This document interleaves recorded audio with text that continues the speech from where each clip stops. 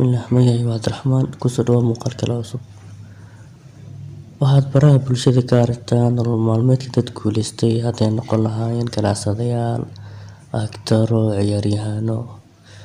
Waxaad aragtaa dad ku socda gaari qaali sida Ferrari. Waxaad aragtaa guryaha ay ku nool yihiin. Waxaad aragtaa nolosha ay haystaan. Kadib markaad ku tiri waa inaan sidoo kale noqdaa. Maxaa sameeyaa? Ganacsi ayaan bilaabayaa sidoo oo kale si aan u guuleysto. Diyaar ma u tahay? Inaad diyaar u tahay iyo in kale waxaad ka ogaanaysaa waxyaabahan soo socda. Kuwani waa digniin kuu muujinaya inaadan diyaar u ahayn inaad hal abuur la imaado aad ganacsi bilaawdid. Digniinta koowaad: ha bilaabin ganacsi haddii aadan haysan lacag.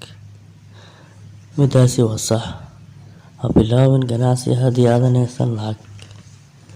Sabab: maxaa yeelay ganacsiga waqti ayay qaadanaysaa inaad faa'iido fiican aad ka sameysid oo ganacsigaada weynaado.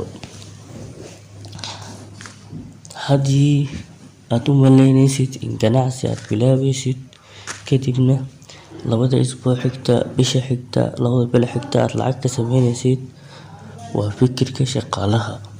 Waayo shaqaalaha isbuucle iyo bille ayuu lacagta u qaataa. Haddii aad doonaysid inaad ganacsade weyn noqotid, waxay qaadan kartaa 6 bil, 1 sano, 2 sano, 3 sano, 10 sano, sanado badan. Haddii hadda aadan haysan lacag, maxaad sameynaysaa? Waxaad sameynaysaa shaqo ayaad raadinaysaa, shaqaalaad noqonaysaa, lacagtaada baad aruursanaysaa. Ganacsi ha bilaabin, waayo ganacsiga wuxuu u baahan yahay waqti, waxay qaadanaysaa juhdi, xoog, caqli. Lacagtaada hagaaji, kharashaadkaada yaree si aad u bilowdo ganacsi.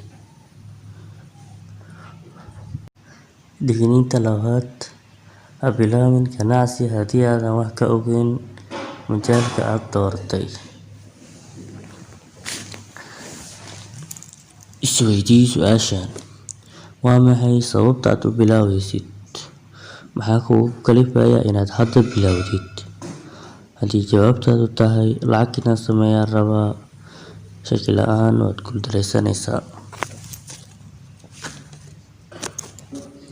Maxaa kugu kalifaya majaalka aad dooratay ganacsi ahaan? Maya, kaliya ma ahan qof hebel ka soo arkay wuu ku guuleystay, YouTube ka soo arkay, Facebook ka soo arkay, Instagram ka soo arkay, in adeerkaya bilaabay ka soo arkay, saaxiibanaha bilaabay ka soo arkay. Midaasi waa fikrad wanaagsan maadaama qofkaas uu lacag shaqaystay uu ku guuleystay. Aniga waan ka daba bilaabayaa ma ahan. Waxaa lagaga baahan yahay dabagal, barasho, baarid, waad gartaa maahan. Haddii aadan majaalka aad dooratay waxba ka garanaynin, waad ku qasban tahay inaad wax ka ogaatid oo aad ka baratid. Andano waxaad rabtaa inaad barato maqaayad. Tusaale ahaan, maqaayad waxaa laga rabaa inaad baratid halka ay u baahan tahay in laga furo, raasamaal maxay u baahan tahay, imise shaqaale ayaad u baahan tahay, maxaa galayo qarashaad. Waa inaad baratid. Daily maxaa laga baahan yahay, fast food ma ka dhigaysaa mise cunooyinka waaweyn ayaad ka dhigaysaa asaasiga ah. Waa waxyaabaha loo baahan yahay inaad wax ka ogaatid oo aad ka baratid. 3. ha bilaabin ganacsi haddii aadan lahayn adkaysi. Naftaada weydii su'aashan: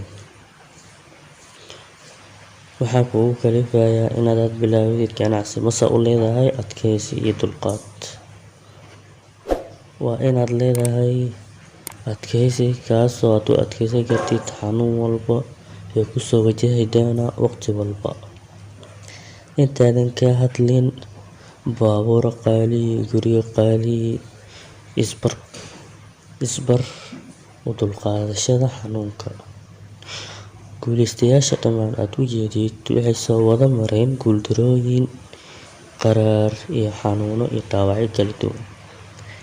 Qof walba wuxuu ka hadlaa dhinaca dhalaalka iyo dhinaca qurxoon, qofna ma doonayo inuu ka hadlo dhinaca mugdiga. Haddaba, diyaar ma u tahay guuldarrooyinka iyo xanuunka waqtiyada badan ku soo wajihi doona? Digniinta afraad: ha bilaabin ganacsi haddii aad dooneysid waqtiyo badan oo fasax ah.